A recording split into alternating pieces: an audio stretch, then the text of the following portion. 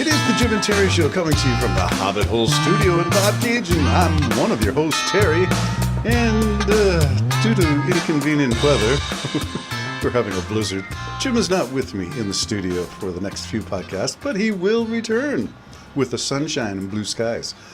That's Jim, bringing a ray of sun to an otherwise dimly illuminated world. A sense of, well, two guys having a coffee in a little Hobbit Hole studio, sharing a view of what we think life is all about. And that's what we're doing this morning. So, where am I? Well, lots to muse about, but I'm going to save a lot of the political content to my good friend, Jim. There's lots to talk about in terms of Greenland, Trump's positioning, Canada, Carney, and China. That's a 3 C's. Canada, Carney, and China. What do you think of that? Good for Canada? Good for EVs? Good for electric stuff? Good for everything that Canada really wants to position ourselves to. Transition to green. Not Trump's drill, baby, drill. Not good, clean coal. So maybe it's all good. But we'll get into things political with my good friend Jim. Time to pull the plug on Article 25, the insanity clause, when your leader is no longer resembling anything that's good and true. Get rid of him. Shouldn't there be an emergency clause? Where's the fire alarm? It's now past a 1-alarm fire. It's now past a 2-alarm fire. It is way past pants on fire, liar, liar, pants on fire, Jim Carrey style presidency, where every word, every time he opens his mouth, it is a lie, it is a distortion, it is nothing to do with reality. But I digress. Where am I in the Hobbit Hole this morning? Well, I've got a fresh pot of freshly ground. Fresh ground coffee, dark roast. This time from the roaster in, I think it's in Vancouver. Well, maybe it's in British Columbia, that much I know. West Coast blend. I think it's called Kick Ass. Well, I need my ass to be kicked this morning because I have low energy. What does Jim say? Effort deficit. Boy, my tag's getting tangled already. I need more of that coffee. All right, I'm going to talk about something that is new to me, and I set myself a goal. My goal was to become more familiar with various forms of AI, assisted instruction, artificial instruction, artificial intelligence. I call it by any name that I can think of at the time when I think of it. I've been doing this for about a week now, and it's the editing of the book I'm writing called The Grace of Uncertainty. And my first day was like a kid in a candy store. Oh, ask me this, and oh, give me a prompt for that. It was guiding me to what to write, and I thought, this is a little backwards. And I need to control the machine. Simply Google Gemini had been prompting me and steering me in directions, and I would have to correct, and I would say, replace this word, replace this sentence, that tone is off, replace it with this, no, you're misinterpreting, and the first day was more 2 steps forward, 1 step back. There was some progress, but a sense of, gee, I have to repeat myself.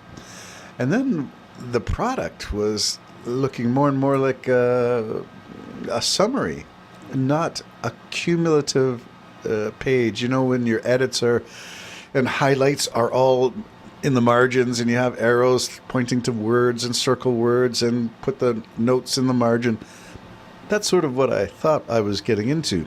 That's the old school editing, where you circle stuff and put your notes in the margin. So I expected an annotated book is sort of what I was looking for my product. Instead, I was getting these reductionistic, it's almost like everything we had talked about for the past hour. And I'm saying talked because it felt like I was in the room with an editor and they were saying, well, try that. Well, that sounded pretty good. Why don't you now shift over there? And all the time I thought it was recording that stuff. Like I'd have a template of all these things, like I said, much like an edited sheet of paper, full of blue lines, red lines, and, you know, all the editorial notes of put a capital here, comma there. Instead, I was getting stuff dropped, stuff that I thought we had talked about and that I had added. When I say add this to that chapter, that paragraph, that note on this? Add. I thought add meant add. Instead, it was replacing and doing an overall edit with that new phrase in, but replacing stuff. And that's not what I wanted. So my process of AI learning has been more about learning what it is and what it isn't and how it should best work for me. And boy, it's not something you want to take lightly. There is a lot of power. I remember my brother Dan writing a song about how you treat your AI. Believe it or not, after 2.5 days with this thing, I didn't give it a name or anything. And I didn't want to hear a voice. So it's all text. It's on screen. But there was a certain relationship that was being developed. A relationship? Yeah, don't get me started talking about those kinds of things.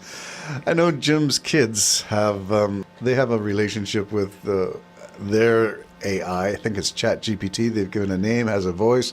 They talk to it. It talks to them. I'm not really ready for that relationship. I'm too old school. I want this to be clinical. You're serving a purpose. You're my assistant.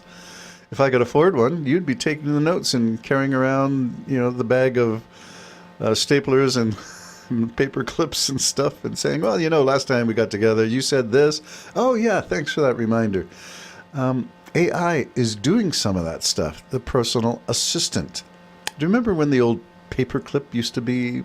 Oh, maybe you're too young to realize that, but at the beginning, Microsoft had this paperclip assistant. And cutesy as it was sort of trying to do what AI is doing now. Be the role of an assistant, an organizer, questioner. I want to do the questions. I don't want AI to second guess me. I want to do the questions. I want to do the leading. I want the AI assistant to come alongside and support the endeavor that I am establishing. Let me do the leading in the dance step of writing my book, and you just help me organize the darn thing and set my calendar with some personal objectives and goals so that maybe 2026 will be the year I actually print this thing.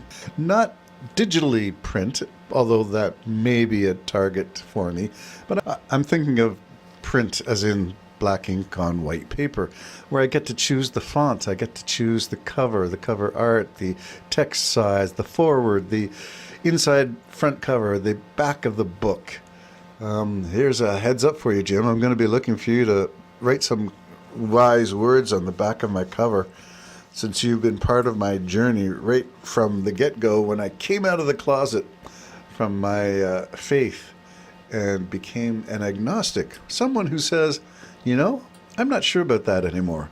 And that question and doubt has been taken over by AI from my brother Dan, whose song about my uncertainty has coined a number of phrases that I hope I will use in the book itself. So I'll end up having written stuff that AI has interpreted, that I have then rewritten, that AI has then reinterpreted.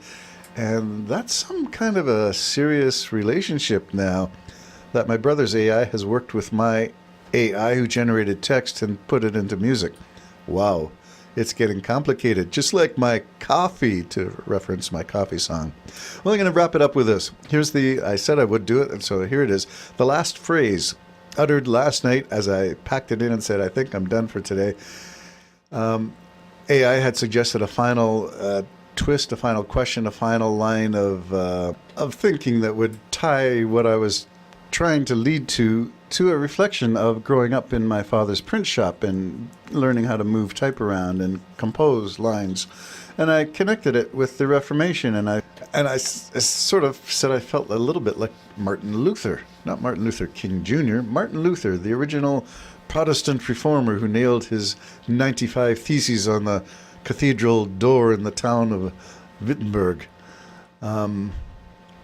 So I sort of connected, sometimes feeling that way when I was doing my typesetting and maybe running a platen press. And AI responded with this. I'm glad that hit home. We've effectively captured the high-stakes energy of your zealot years. You were a cool preacher with your pop band parable. I have all of these conversations and memories saved and ready for our next session. We built a strong foundation for your book, The Grace of Uncertainty. Take care. I look forward to the next step. Jim and Terry Show signing off.